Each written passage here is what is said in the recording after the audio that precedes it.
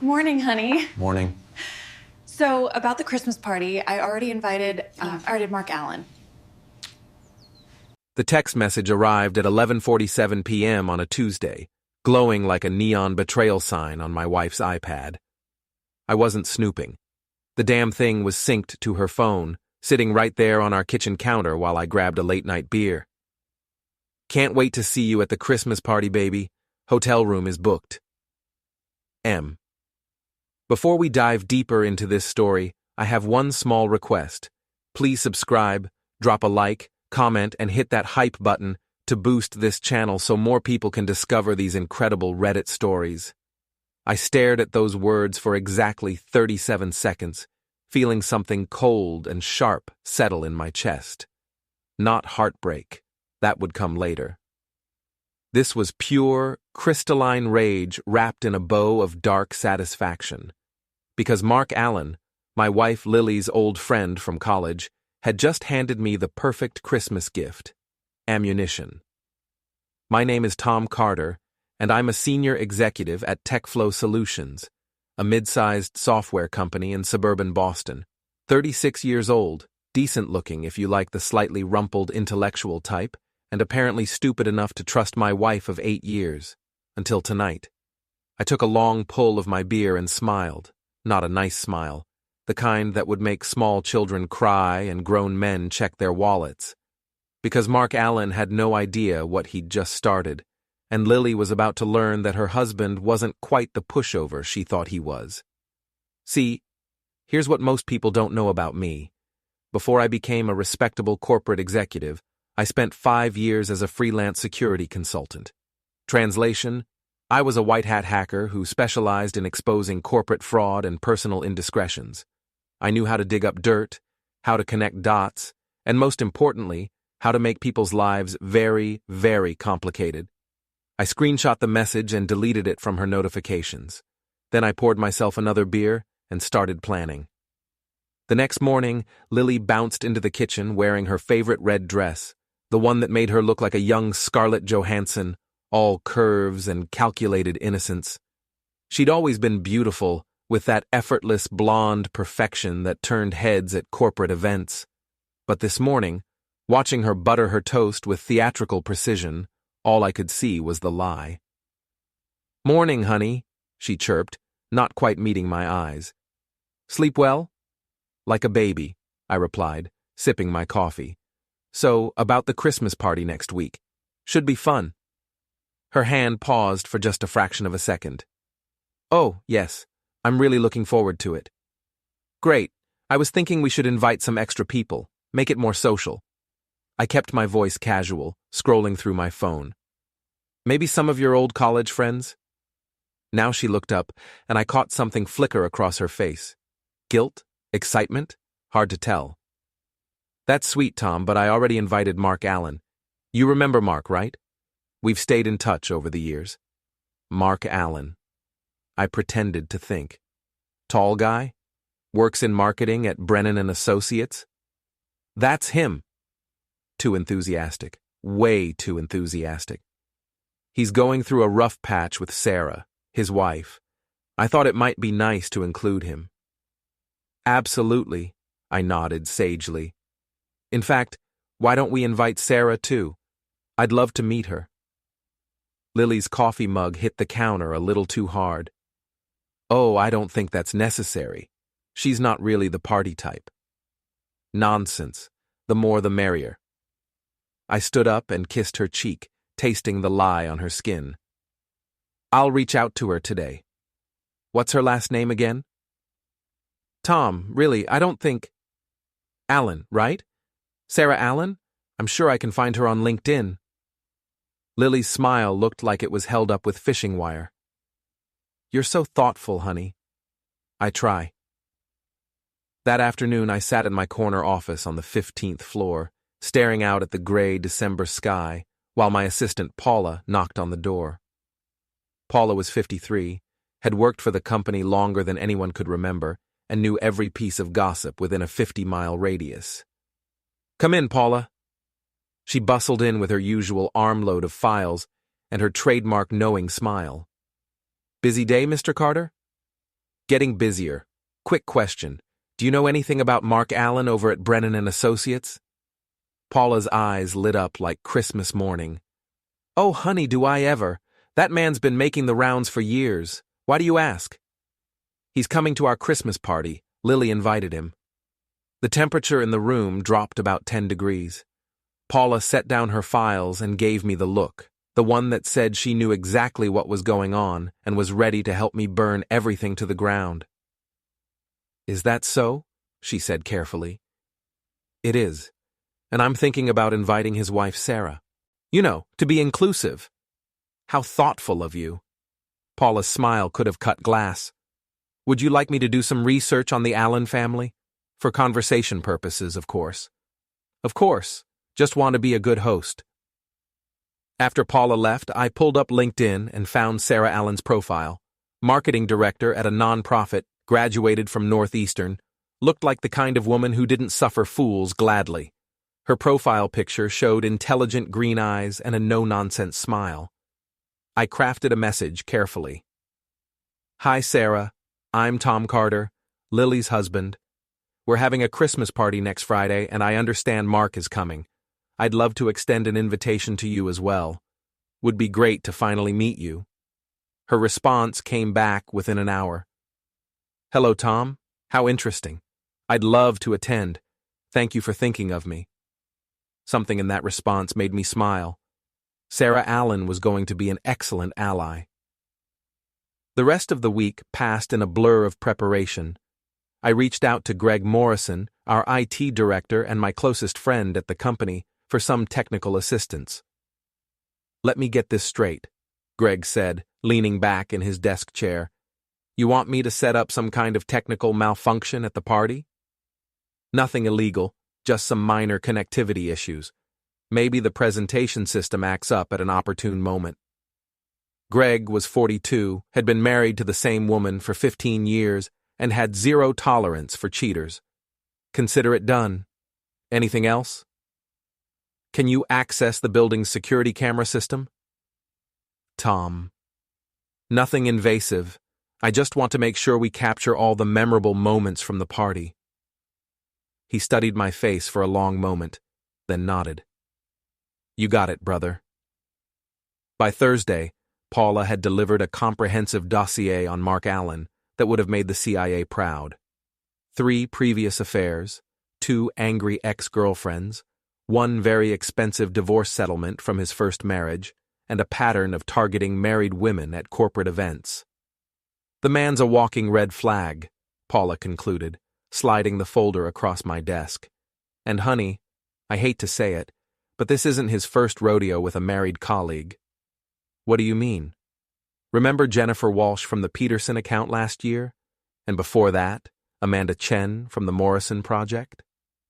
My pressure spiked. How many? At least 3 that I can confirm, maybe more. Paula's voice was gentle but firm. I'm sorry, Mr. Carter. I really am. I spent Thursday night in my home office, going through credit card statements and phone records. The pattern was all there once you knew what to look for. Client dinners that corresponded with Mark's business trips, hotel charges that didn't match any legitimate business travel, expensive lingerie purchases that I'd never seen Lily wear. 8 years of marriage, and I'd been blind to all of it. But not anymore. Friday morning dawned crisp and clear, with fresh snow coating the city like a blanket of false innocence. I stood at my bedroom window, watching Lily get ready for what she thought would be just another corporate Christmas party. She'd chosen a black cocktail dress that hugged her curves and heels that added 4 inches to her height. War paint, I realized. She was dressing for battle. You look beautiful, I said, and meant it. Even knowing what I knew, she was still stunning. Thank you, honey. She kissed my cheek, leaving a trace of lipstick that smelled like lies and expensive perfume. Are you excited about tonight? More than you know. The party was being held at the Fairmont Hotel downtown in their grand ballroom overlooking the harbor. TechFlow had rented the space for 200 employees and guests, complete with an open bar, catered dinner, and a DJ who specialized in corporate events. I'd arrived early to oversee the setup and make sure Greg's technical preparations were in place. "Everything's ready," Greg confirmed, adjusting something on his laptop. "Wireless network, security cameras, presentation system. Just give me the signal." "Perfect." I straightened my tie and checked my watch. Showtime. Guests began arriving at 7. I positioned myself near the entrance, playing the role of gracious host while keeping an eye out for the evening's main players. Lily was working the room like the PR professional she was, all smiles and small talk, but I could see the nervous energy in the way she kept checking her phone. At 7:23, Mark Allen walked through the door. He was everything I remembered from Lily's college photos. Tall, dark-haired, with the kind of easy confidence that came from never facing real consequences. He wore an expensive suit that fit too well and a smile that didn't reach his eyes. When he spotted Lily across the room, his whole face lit up like a teenager seeing his first crush. I watched them greet each other with a hug that lasted exactly 3 seconds too long. "Mr. Carter?" A voice behind me made me turn. Sarah Allen stood there in a navy blue dress that was elegant without being flashy. She was prettier than her LinkedIn photo suggested, with auburn hair and those intelligent green eyes that seemed to take in everything at once. "Sarah, I'm so glad you could make it. Wouldn't miss it for the world." Her smile was sharp enough to cut diamonds. "I see Mark's already found your wife." We both looked across the room where Lily and Mark were deep in conversation, standing just a little too close together. "They're old friends," I said neutrally. "So I've heard." Sarah accepted a glass of wine from a passing waiter. "Mark's mentioned Lily quite a bit lately. Says she's been very supportive during our rough patch." The way she said supportive made it clear she knew exactly what kind of support Lily had been providing. "I'm sorry to hear you two are having problems." "Oh, we're not having problems," Sarah replied coolly. "Mark is having problems. I'm just deciding what to do about them." I was beginning to really like Sarah Allen. The evening progressed with typical corporate party rhythm: cocktails, small talk, the obligatory speeches from management. I played my part perfectly, making rounds, shaking hands, keeping one eye on Lily and Mark while they tried to look casual about their obvious chemistry. At 9 o'clock, I gave Greg the signal. The first sign of trouble was subtle. The wireless network started running slow, making people's phones sluggish. Then the presentation screen flickered during our VP's speech about quarterly results. By 9:15, the whole system was acting up, and our carefully planned slideshow was skipping around randomly. "Technical difficulties," I announced to the room with an apologetic shrug. "Greg's working on it." That's when the screen landed on a photo that wasn't supposed to be in the presentation, a shot from last year's company retreat showing Lily and Mark sitting very close together at the bar, her hand on his knee, both of them looking at each other like they were the only people in the room. The room went quiet for about 3 seconds before the murmur started. "Oops," Greg's voice came over the sound system. "Wrong photo. Sorry about that." But the damage was done. I could see heads turning, people whispering, putting pieces together. Paula caught my eye from across the room and gave me a subtle thumbs up. "Tom." Lily appeared at my elbow, her face flushed. "What was that?" "Technical glitch. You know how these things go." That photo was from the company retreat. Public event. Lots of photos. I kept my voice level, but something in my eyes must have warned her because she took a step back. "Right, of course." Mark materialized beside her, looking nervous. "Great party, Tom. Thanks for inviting me." "My pleasure. Have you seen Sarah? She's been looking forward to meeting you." Mark's face went pale. "Sarah's here?" "Of course. Didn't Lily tell you? I invited her specially." I smiled my most innocent smile. "She's right over there by the bar." Both Lily and Mark turned to look, and I watched their faces crumble as they spotted Sarah watching them with predatory patience. I should go say hello, Mark said weakly. You should, I agreed. She's been very eager to talk to you. As Mark walked away like a man heading to his execution, Lily grabbed my arm. Tom, what are you doing? Being a good host. Isn't that what you wanted? This isn't funny. I'm not laughing. Something in my tone made her study my face more carefully. For the first time all evening, I let her see past the mask, let her see that I knew. Tom? Ladies and gentlemen, Sarah Allen's voice cut through the party chatter like a knife. She was standing near the bar, holding a microphone someone had given her, with Mark frozen beside her like a deer in headlights. I'd like to make a toast. The room turned toward her, and I felt a surge of anticipation. Sarah Allen was about to put on a show. To my husband Mark, she continued, her voice carrying clearly through the sound system, who's been working so hard lately, all those late nights, all those business trips, all those networking events. She paused, her smile growing wider and more dangerous. Especially the networking events. Mark reached for the microphone. Sarah, maybe we should... Should what, Mark? Should trust each other? She pulled the microphone away from him. That's what you keep telling me. Trust is so important in a marriage, isn't it? The room was silent now. Even the waiters had stopped moving. So I trusted you, Mark. When you said you were working late, I trusted you. When you said you were at client dinners, I trusted you. When you said you were going to networking events with your good friend Lily Carter, I trusted you. Every head in the room turned toward Lily, who looked like she wanted to disappear through the floor. But you know what I discovered about trust, Mark? Sarah's voice was getting stronger, more confident. It's a lot like virginity. Once it's gone, you can't get it back. She reached into her purse and pulled out a stack of papers. So I stopped trusting and started investigating. Credit card statements, hotel receipts, text messages. She waved the papers in the air. Amazing what you can find when you're not being trusting. Sarah, please.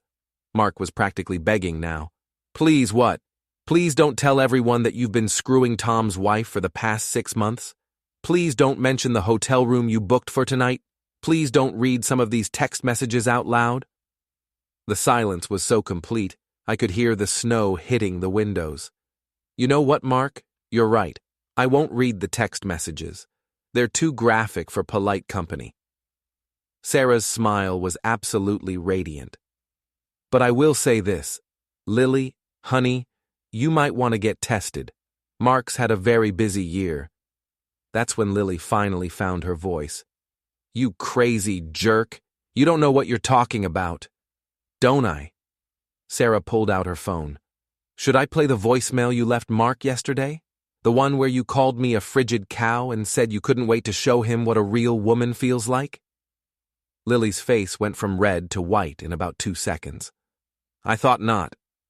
Sarah set down the microphone and picked up her wine glass. Merry Christmas, everyone. Thanks for a lovely evening. The explosion of voices that followed was like nothing I'd ever heard. 200 people all talking at once, cell phones coming out, the story spreading in real time across social media. I stood in the center of it all, watching my wife's world collapse, and felt nothing but cold satisfaction. Mark tried to grab Sarah's arm as she walked past him. Sarah, we can work this out. She stopped and looked at him with the kind of contempt usually reserved for something you'd scrape off your shoe. Mark, in about 5 minutes, everyone in this room is going to know exactly what kind of man you are. In about 5 hours, everyone in the city will know. By Monday morning, your boss will know, your clients will know, and your mother will know. She smiled sweetly. But sure, let's work it out. Then she turned to me. Tom, thank you for a wonderful evening. I hope we can be friends. I'd like that very much. As Sarah walked toward the exit, the crowd parted like the Red Sea. Mark stood there looking shell-shocked, and Lily was frantically trying to do damage control, talking to anyone who would listen. But the damage was done. The story was out there now, spreading like wildfire through the interconnected world of Boston business and social circles. By morning, everyone would know that Lily Carter and Mark Allen had been having an affair, and that it had been exposed in the most public, humiliating way possible.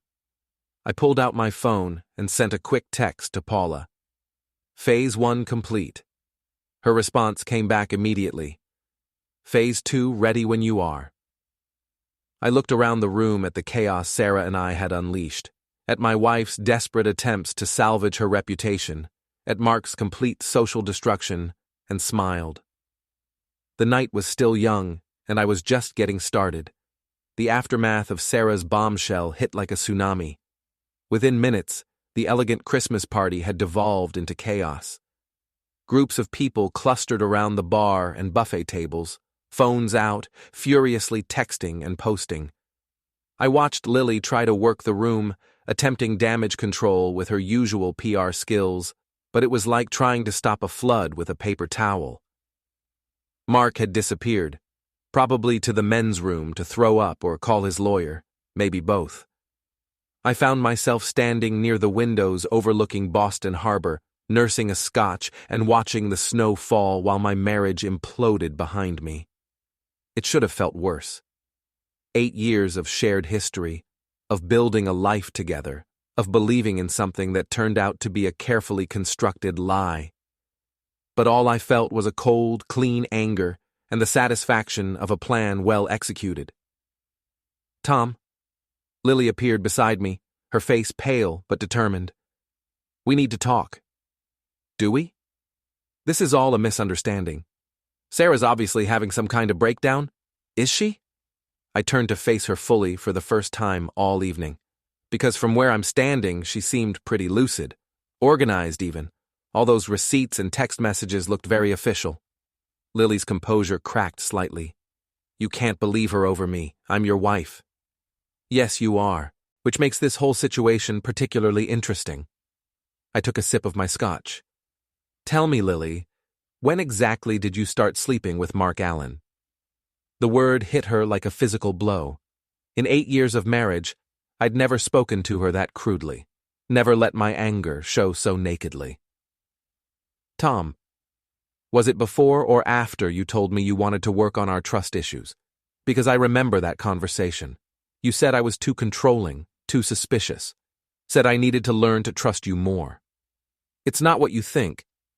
It's exactly what I think. I pulled out my phone and showed her the screenshot of Mark's text message. Hotel room booked, baby. Really? That's the best you could do? Her face went completely white. You went through my phone? Your iPad, synced devices, remember? You set that up yourself. I put the phone away. Amazing how technology can bite you in the ass. Around us, the party was winding down in the most awkward way possible. People were leaving in small groups, whispering among themselves, shooting glances back at us. The story would be all over social media by midnight and in the office gossip mill by Monday morning. Tom, please, let me explain. Explain what? That you've been lying to me for months? That you've been meeting Mark at hotels while I worked late to pay for your shopping sprees? That you called his wife a frigid cow? My voice was getting louder, and people were starting to stare. What exactly would you like to explain, Lily? It just happened. We didn't plan it. Bullshit. The word came out flat and hard. Nothing just happens. You made choices. You chose to text him. You chose to meet him. You chose to sleep with him in hotel rooms that you probably charged to our credit card. She flinched at each accusation because they were all true. You chose to lie to me every single day for months. You chose to make me feel crazy when I asked questions. You chose to gaslight me into thinking I was the problem. I finished my scotch and set the glass down on a nearby table. So don't stand there and tell me it just happened. You happened. This was all you. What do you want me to say? Her voice was barely a whisper now. I want you to say nothing. I want you to go home, pack a bag, and find somewhere else to sleep tonight. Because if you're still in my house when I get there, I'm going to say things that we'll both regret. Tom, go, home, pack, leave. Each word was a bullet. We'll talk when I'm ready to talk. And Lily? That might be a very long time. She stood there for another moment, tears streaming down her face, waiting for me to soften, to take it back, to be the understanding husband she'd counted on for 8 years. But that man was gone, burned away in the fire of her betrayal. Finally, she turned and walked away, her heels clicking against the marble floor like a countdown timer. I watched her go, then pulled out my phone and called an Uber. Time for phase 2. 20 minutes later, I was sitting in Murphy's Pub, a dive bar 3 blocks from the hotel. It was the kind of place that served honest whiskey to dishonest people, and right now, that felt exactly right. Sarah Allen was waiting for me in a corner booth, still in her navy dress but with her hair down and her war paint refreshed. "Well," she said as I slid in across from her, "that was fun. You were magnificent, absolutely devastating. Thank you. I've been planning that speech for weeks." She raised her wine glass. "To the end of our respective marriages. To new beginnings." I clinked my beer against her glass. "So, what's your next move?" "Divorce, obviously. I've already got a lawyer lined up. She specializes in cases involving adultery. Mark's going to lose his shirt." Sarah's smile was sharp and satisfied. "What about you?" "Same plan, though I have a few more stops to make first." "Oh?" I pulled out a manila folder and slid it across the table. "Paula, my assistant, did some research on your husband. Turns out you and Lily aren't his first victims." Sarah opened the folder and started reading. Her eyebrows climbed higher with each page. Jennifer Walsh, Amanda Chen, Rebecca Morrison. She looked up at me. 3 other affairs in the past 2 years? That we can prove. There might be more. Son of a jerk. She kept reading. Hotel receipts, restaurant charges, gifts. He's been busy. Very busy. And very sloppy about covering his tracks. Sarah closed the folder and leaned back in her seat. "You know, Tom, I think we're going to be very good friends." "I hope so, because I have a proposition for you." I outlined my plan while we drank and watched the snow pile up outside. By the time I finished, Sarah was grinning like a shark who'd just spotted a school of injured fish. "You're absolutely diabolical," she said with obvious admiration. "I love it." "So you're in?" "Oh, I'm in." "When do we start?" "Monday morning. Give them the weekend to stew in their own juices first." We shook hands across the table, 2 wounded spouses bonding over shared betrayal and the promise of revenge. It felt like the beginning of a beautiful friendship. I got home around midnight to find Lily's car gone and a suitcase missing from our bedroom closet. Good. She'd followed instructions for once in her life.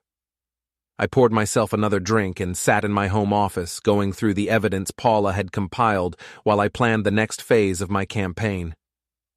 Mark Allen was about to learn that destroying someone's marriage came with consequences, and Lily was going to discover that her husband wasn't quite the pushover she'd married. The weekend passed quietly. I ignored 17 phone calls from Lily and 43 text messages ranging from tearful apologies to angry accusations. Mark tried calling twice, but I let those go to voicemail. I wasn't ready to talk to either of them yet.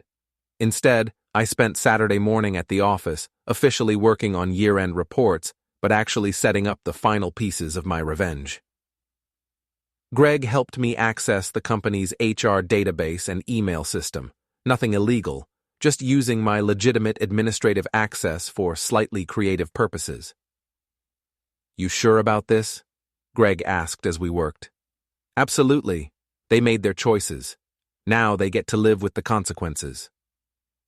Sunday, I had lunch with Paula at a quiet restaurant in Cambridge. She brought more files, more evidence, more ammunition. "The Jennifer Walsh thing is particularly ugly," she said, sliding a folder across the table. "Mark pursued her for months, convinced her to leave her husband, then dumped her when she got too clingy. She had a complete breakdown, lost her job, ended up in therapy." Jesus. Amanda Chen was worse. She was going through a divorce when Mark targeted her. He promised to leave Sarah, strung Amanda along for 8 months, then cut contact when Sarah got suspicious. Amanda tried to kill herself. The cold anger in my chest turned hot. What kind of monster is this guy? The worst kind. A predator who targets vulnerable women and destroys their lives for fun. Paula's voice was steel. He needs to be stopped, Tom, and if the system won't do it, then we will. Monday morning arrived gray and bitter, with fresh snow making the morning commute treacherous. I got to the office early and found an email waiting from Lily's boss, requesting a meeting to discuss recent events and their impact on the company's reputation. Perfect. At 9 a.m., I walked into the conference room where David Martinez, our VP of Public Relations, was waiting with a grim expression. Tom, I'll cut right to the chase. This situation with Lily and the Allen fellow has created a significant problem for us. I understand your concern, David. The story's all over social media. People are talking about it, sharing videos from the party, making jokes. It's not the kind of publicity we want associated with TechFlow. Of course not. I've spoken with Lily, and she's agreed to take a leave of absence while we figure out how to handle this. But Tom, I need to know, are you going to be able to work with her going forward? Because if this turns into a messy public divorce, it could affect both your positions here. I pretended to consider this carefully. David, I appreciate your concern, but I think you should know that this situation goes deeper than just my marriage. What do you mean? I opened the folder I'd brought and slid several documents across the table. Mark Allen has a pattern of targeting married women in professional settings. Lily isn't his first victim, and she won't be his last unless someone stops him. David started reading, his frown deepening with each page. This is extensive. 3 confirmed affairs with women from companies that do business with Brennan and Associates. In each case, Mark used his professional access to identify vulnerable targets, pursued them aggressively, and then discarded them when they became inconvenient. My God! Jennifer Walsh lost her job and had a nervous breakdown. Amanda Chen attempted suicide. Rebecca Morrison's marriage ended, and she's now in therapy. I leaned forward. David, this isn't just about my wife having an affair. This is about a predator who's been using the Boston business community as his personal hunting ground. David closed the folder and looked at me with new respect. What do you want to do about it? I want to make sure this story gets told properly, not as gossip or scandal, but as a cautionary tale about workplace predators and the damage they cause. I pulled out another document. I've prepared a statement for the company. We position ourselves as taking a stand against this kind of behavior, supporting the victims, and calling for accountability. That's actually brilliant. We turn a scandal into a corporate responsibility story. Exactly. And David? I think you should know that I've been in contact with the other victims. They're ready to go public with their stories. His eyes widened. All of them? All of them. This afternoon, actually. I've arranged for them to speak with Channel 7 News. Jesus, Tom. You don't mess around, do you? Not when it comes to protecting people from predators. The rest of Monday unfolded like a perfectly orchestrated symphony of destruction.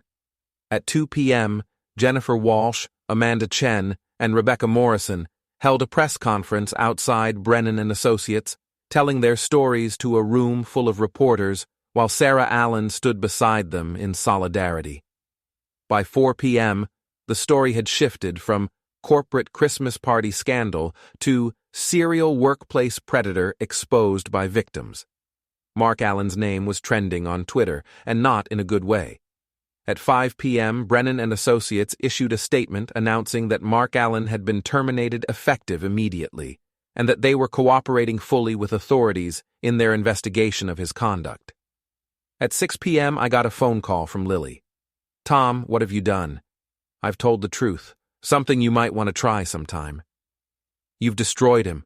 Mark's lost his job, his reputation, everything. Good. He's a predator who's been destroying women's lives for years. He deserves everything he's getting. This isn't about justice. This is about revenge. You're absolutely right. It's about revenge. My revenge for 8 years of marriage that turned out to be a lie. Sarah's revenge for being humiliated and betrayed. Jennifer's revenge. Amanda's revenge. Rebecca's revenge for being targeted and discarded like trash. Tom, please. But here's the beautiful part, Lily. It's not just revenge. It's also justice. Mark Allen will never hurt another woman the way he hurt all of you. And that makes everything we've done worth it. What about us? What about our marriage? I laughed, and even I could hear how cold it sounded. What marriage, Lily? The one where you slept with another man for 6 months while lying to my face? That marriage ended the moment you sent your first text message to Mark Allen? Tom, the divorce papers will be filed tomorrow. You can pick up your things this weekend, but I'll be out of town. I don't want to see you. Where will I go? I don't care. That's not my problem anymore. I hung up and poured myself a drink.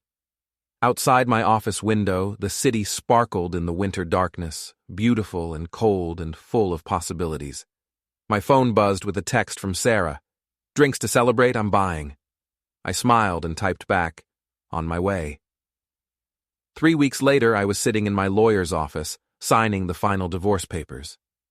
Margaret Chen, no relation to Amanda, just one of those coincidences that make you believe in cosmic justice, was the best divorce attorney in Boston, and she'd made sure Lily got exactly what she deserved. Nothing. The adultery clause in your prenup was very well written, Margaret said, sliding the documents across her mahogany desk. She gets no alimony, no claim to your retirement accounts, and no stake in the house. She'll walk away with her personal belongings and whatever she had before the marriage. What about her legal fees? Her problem. She signed a waiver. I signed my name with a flourish. 8 years of marriage ended with a pen stroke. It should have felt more momentous. There is one more thing, Margaret continued. She's requested a meeting. Says she has something important to tell you. I'm not interested. Tom, I have to advise you that it might be worth hearing her out. If she's planning some kind of retaliation or has information that could affect the settlement, it's better to know now. I considered this. Lily was desperate, cornered, and probably broke. Desperate people did stupid things, and I wanted to make sure I was prepared for whatever she might try. Fine, set it up, but somewhere public, and I want you there. Of course. The meeting was arranged for the following afternoon at a coffee shop in Back Bay. Neutral territory, plenty of witnesses, easy exit strategies. I arrived early and chose a table near the back, where we could talk without being overheard, but where I could see the entire room. Lily walked in 10 minutes late, looking like she'd aged 5 years in the past month. Her trademark blonde perfection was gone, roots showing, makeup minimal, wearing jeans and a sweater instead of her usual designer outfits. She'd lost weight, and not in a good way. Hello, Tom. Lily? I didn't stand up or offer to buy her coffee. Margaret had coached me on maintaining emotional distance. She sat down across from me, clutching a paper cup like a lifeline. You look good. I feel good. Amazing what happens when you stop living a lie. She flinched but pressed on. I wanted to thank you. That wasn't what I'd expected. Excuse me? For the divorce, for making it clean and final. I know you could have dragged it out, made it ugly, but you didn't. I had no interest in prolonging the agony. I also wanted to apologize. Really apologize, not the bullshit I tried to pull at the party. She looked down at her coffee. What I did was inexcusable. The lying, the cheating, the gaslighting. You deserved better. Yes, I did. I don't expect forgiveness. I just wanted you to know that I understand what I lost, what I threw away. I studied her face, looking for the manipulation, the angle, the play. But all I saw was exhaustion and genuine regret. Why, Lily?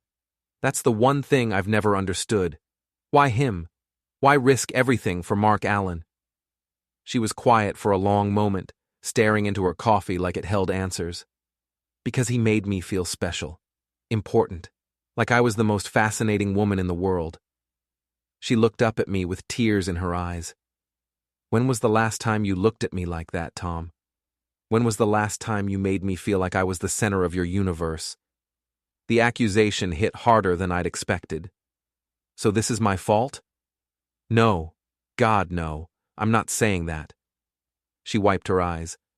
I'm saying that our marriage was broken long before Mark came along. We were roommates, not lovers, partners, not passion. And when someone offered me passion, I took it. Even though it was built on lies. Even though it was built on lies. She nodded. I knew what Mark was.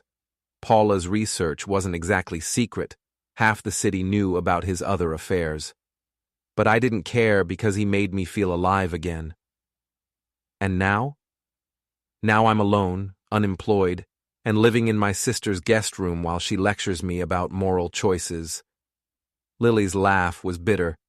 Mark won't return my calls, says I'm too much of a liability now that his divorce is final and he's trying to rebuild his reputation. Sarah took him to the cleaners, I heard. Completely.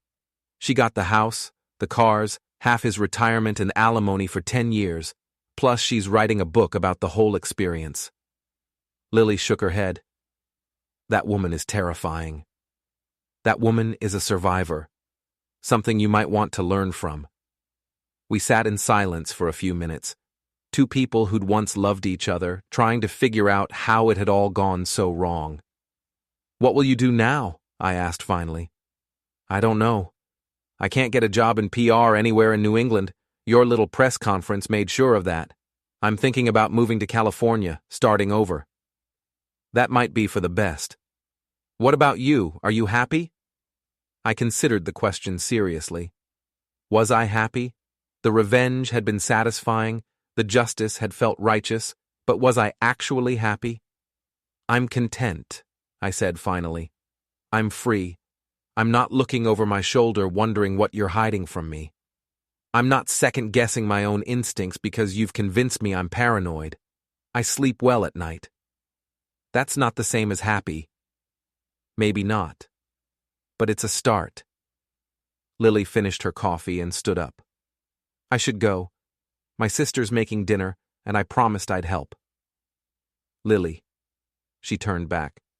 For what it's worth, I hope you find what you're looking for in California. I hope you figure out who you want to be. Thank you. That means more than you know. She paused at the door. Tom, I really did love you. Maybe not the way you deserved, but I did love you. I know. I loved you too. After she left, I sat there for another hour, thinking about love and betrayal and the difference between justice and revenge. My phone buzzed with a text from Sarah. Dinner tonight?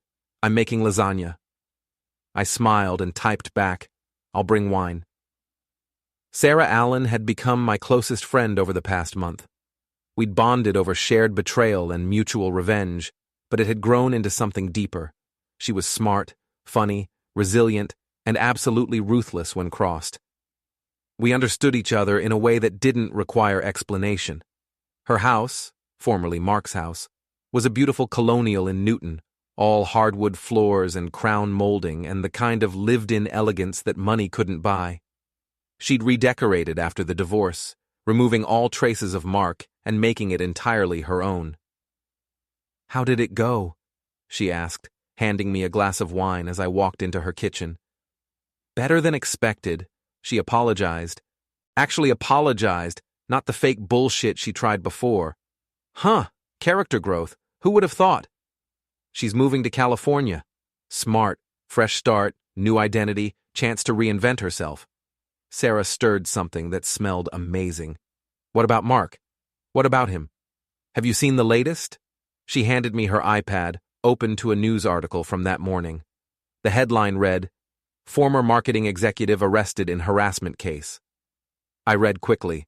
Mark had apparently been stalking one of his former victims, violating a restraining order and making threats. He'd been arrested outside Amanda Chen's apartment building at 2 a.m. with a baseball bat and a bottle of whiskey. Jesus Christ. It gets better. This is his second arrest this month.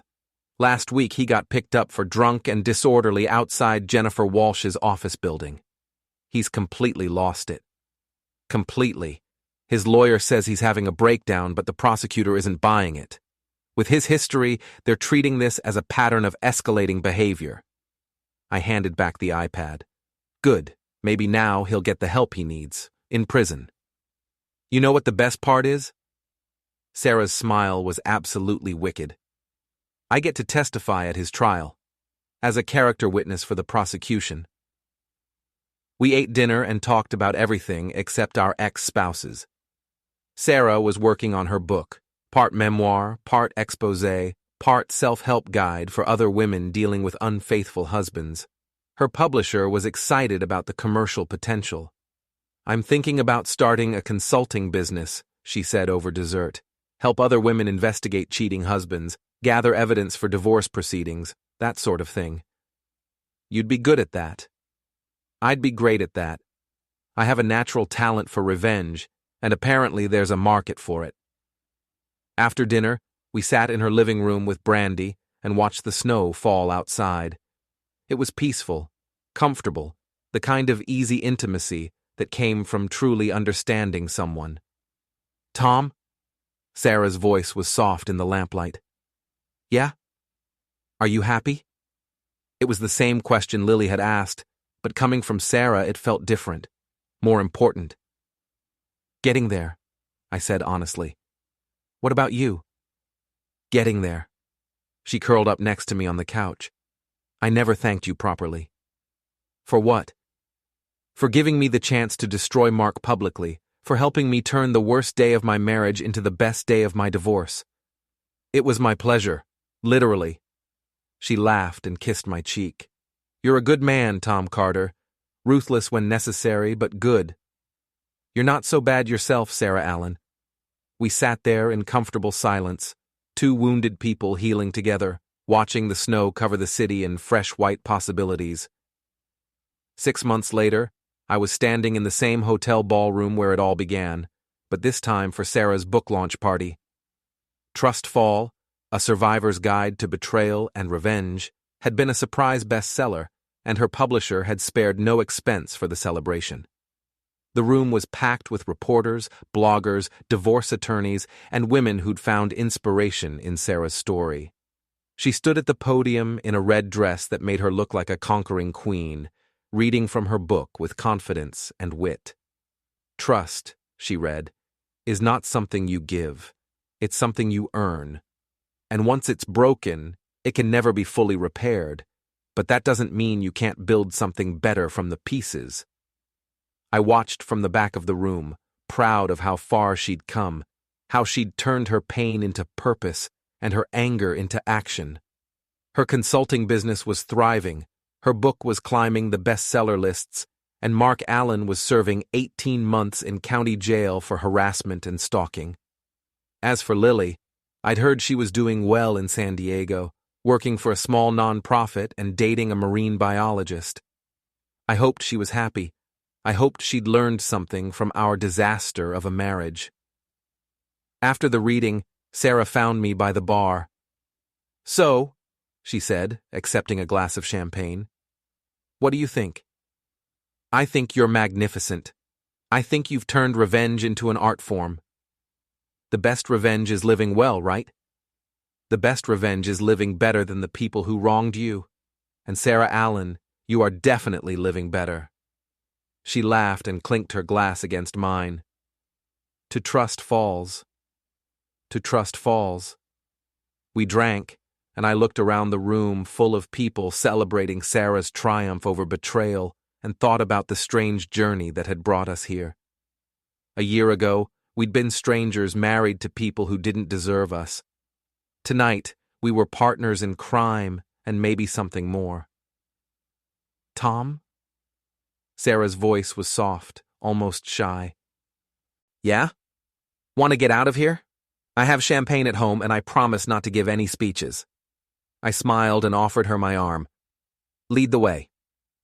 We walked out of the ballroom together, leaving behind the scene of our mutual humiliation and heading toward whatever came next. It felt like the perfect ending to a story that had started with betrayal and ended with justice. But more than that, it felt like a beginning.